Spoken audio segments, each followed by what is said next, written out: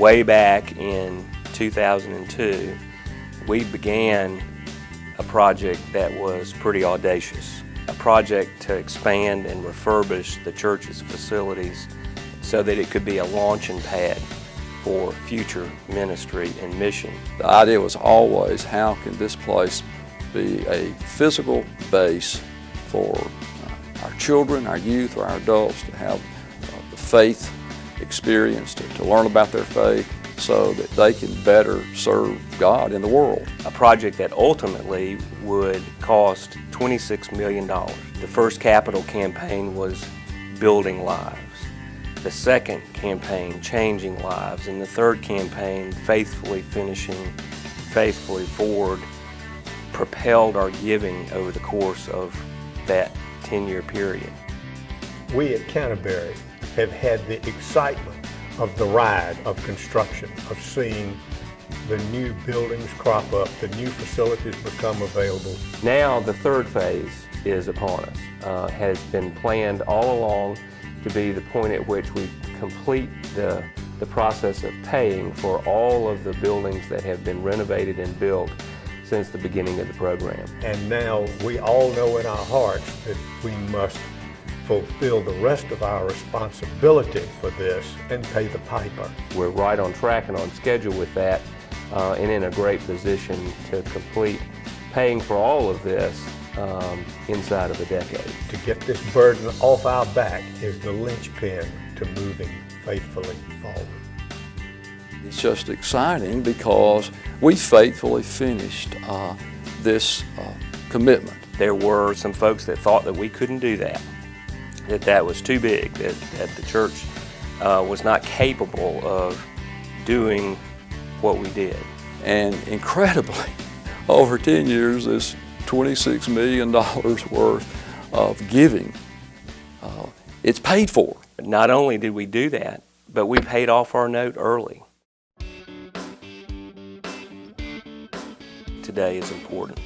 September 30th, 2012 is the day that we burn the note that financed the building project that we undertook over the course of the last 10 years.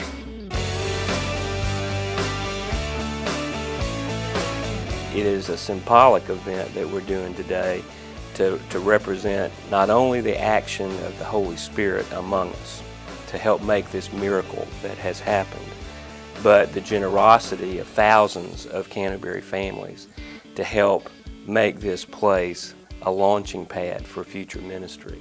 I think there's an incredible opportunity with this note burning ceremony. That is a very tangible experience that is going to provide intangible, amazing outreach ministries. Now we have, like never before, the opportunity to expand our base of people who commit themselves to particular hands-on outreach ministry to others. What that means is, could we pack more brown bags? What that means, could we tutor more children? Could we provide more books for libraries in our community? Could we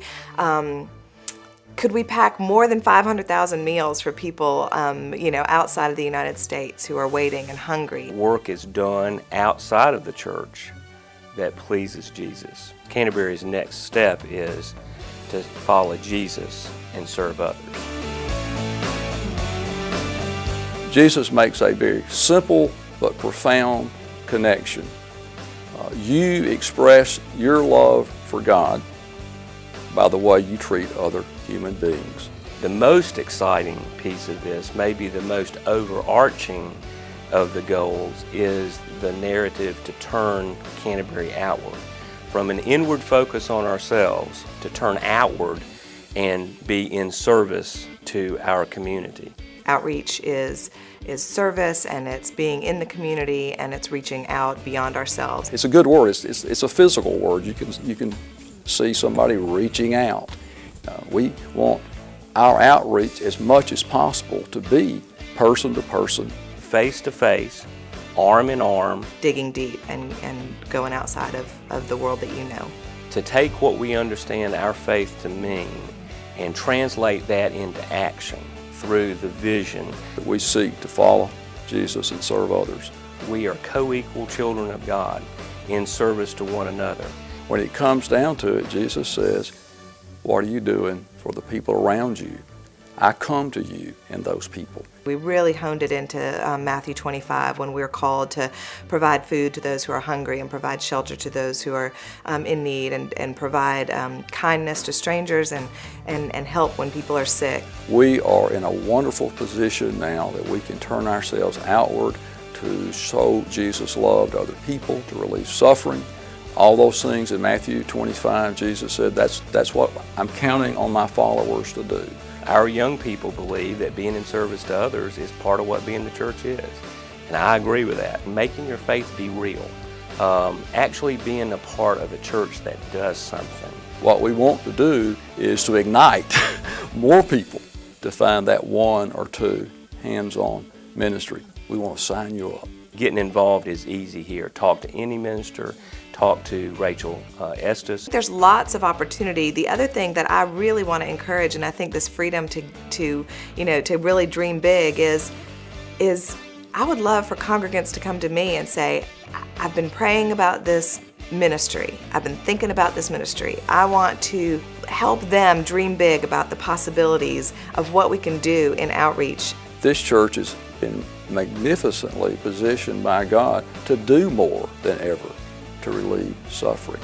So it's the Kairos time, it's the right time, it's the watch time, it's the heart time for us to begin to give beyond ourselves, not out of guilt, not out of got to, but out of joy and gratitude because we get to do it.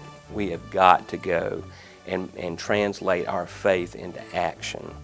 And the way we see that happening here is through our new vision statement, follow Jesus, serve others.